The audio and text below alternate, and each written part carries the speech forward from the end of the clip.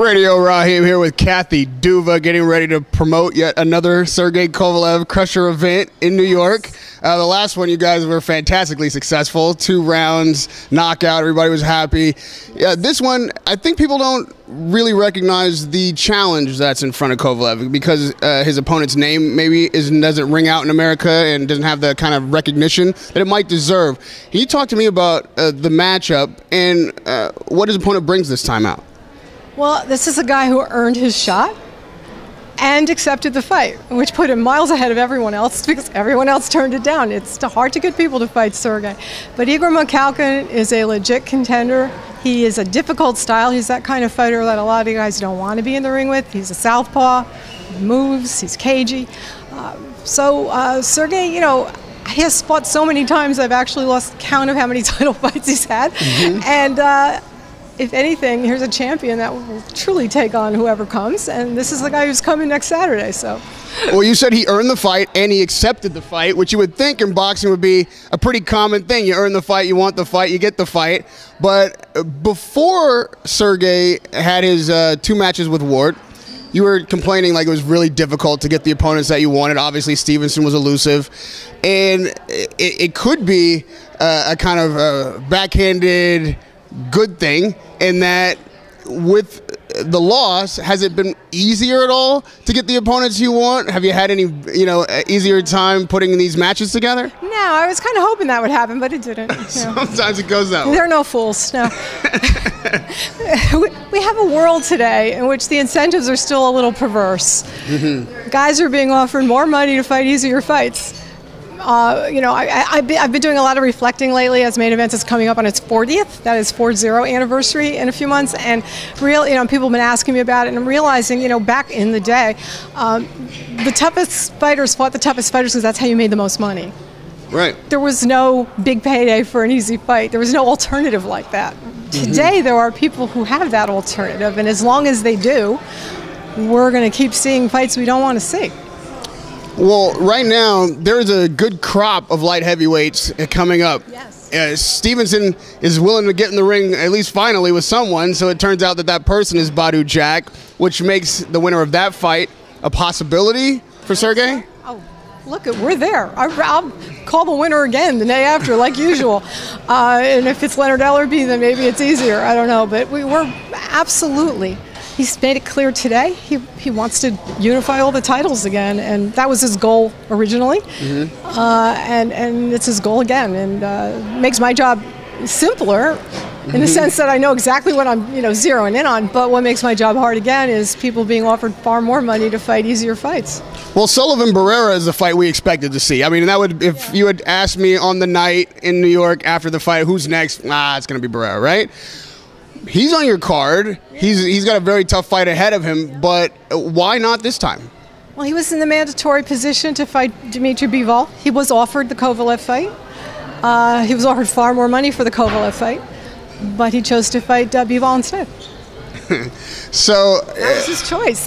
You know what? I don't have to get in the ring and put the gloves on, so I have to respect the choices these guys make. Okay, so given your druthers, Kathy Duva's world, do we see the winner of Adonis Stevenson and Badou Jack face Kovalev, or do we see the winner of Bivol and Barrera face Kovalev? We might see Kovalev's mandatory, as Agus mentioned, because that's due. I love all of these fights. I would like to just line them up. I don't know if Bivol will be ready. That's really up to his people. I don't know that he's well known enough or experienced enough at this point to be fighting Sergey next. That's really, again, that's for his management to decide. If it was Sullivan, he will be offered the fight again for sure. If it's not him, we'll see who the mandatory is. It may be Marcus Brown from what I can see, because Vosdik is moving out to fight for a WBC interim title. So the next guy in line, I believe, is Marcus Brown. Would love to make that fight. Love to bring him back to New York this summer. But Sergey's got to get through, this fight first. And again, Jack, Stevenson, yeah, well, fine. You know what? I'm not chasing Stevenson anymore. I spent a good 3 or 4 years of my life doing that. And if Jack is successful, we'll be calling Leonard Ellerbe. Why not? Well, there's an outlier out there in Beterbiev who maybe if he's it does sign, as the rumors say, with Top Rank, could be an easier fight for you to make. Promoters can work together on this. Is that something in the back of your mind? Is that, you know, a fight that you would like, maybe even above these two, if it's easier to make? If I can make that fight, that's a fight Sergey would love to have.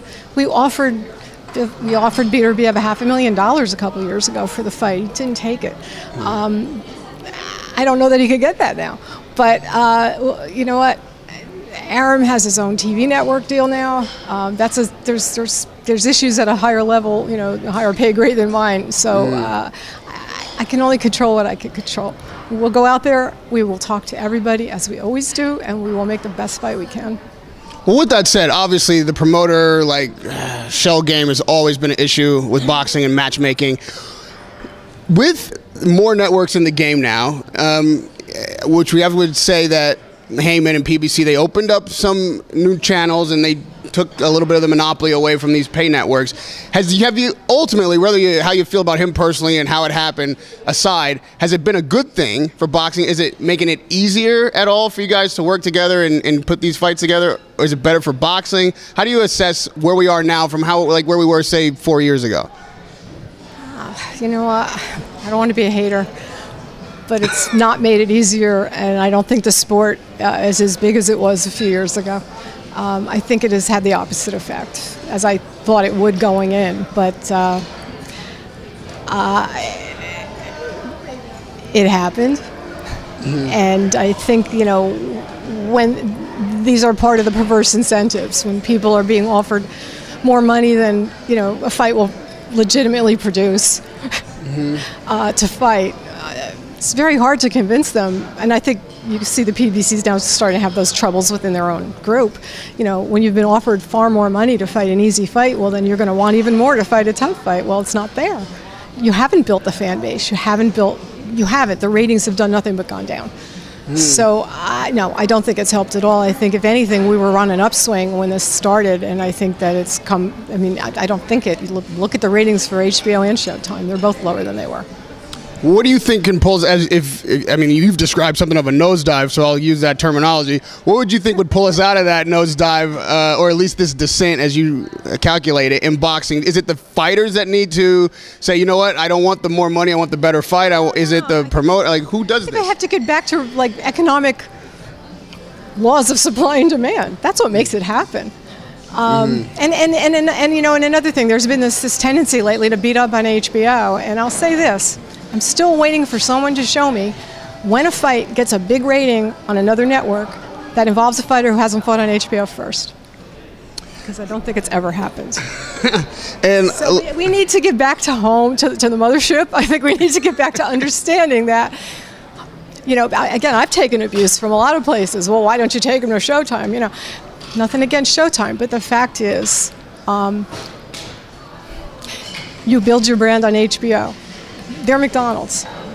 I have a guy on my staff who gets Wendy's every day because it's so good. And you know what? It is a better product. But it hasn't taken McDonald's place because that's how branding works.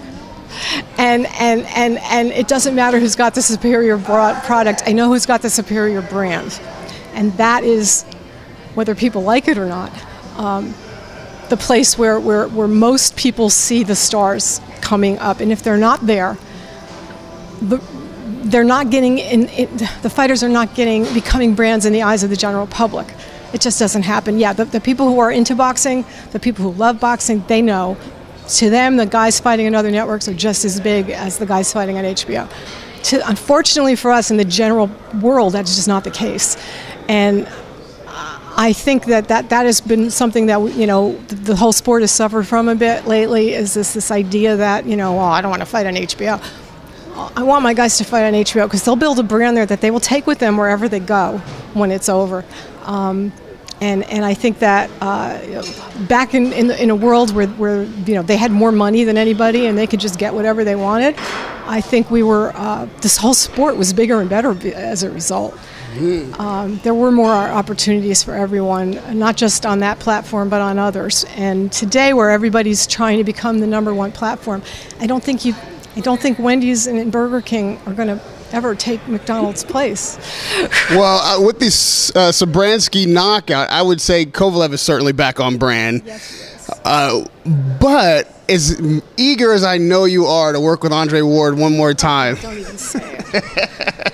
But I wouldn't bring this up, honestly, just because you were friends, I like you, I didn't even want to put you through this, but they are still on social media, like, tit for tat, back and forth. Oh, remember when I knocked you down? Remember when I knocked you out? Remember when, and this is going on in the present day, and I was just talking to Sergey, and he had to admit, like, what he really wants, maybe more than any name that we put out there, is a Ward rubber match. Do you think that building his brand, getting through some of these fights, getting him back to like really feeling and looking invincible, as a promoter, is it not necessary to try to draw Ward out of retirement for one super fight, which, neither one of the first two fights could be, they're super fights to me because I enjoyed them and they were a big deal, but as you just said, the common fan, the casual fan, that didn't reach super fight marquee status. The third one could possibly do that. Would that be something that you're trying to work on? Here's the thing. You'd have to find someone who's willing to pay Ward more money than the fight will gross, because that's what it takes, frankly. And if someone does that, give me a call.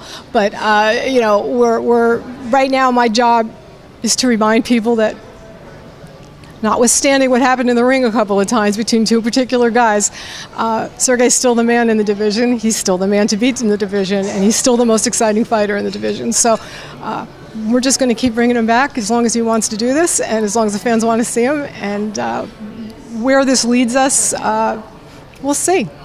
Well, we are going to see the dominant light heavyweight champion in the ring on March 3rd in New York at Madison Square Garden.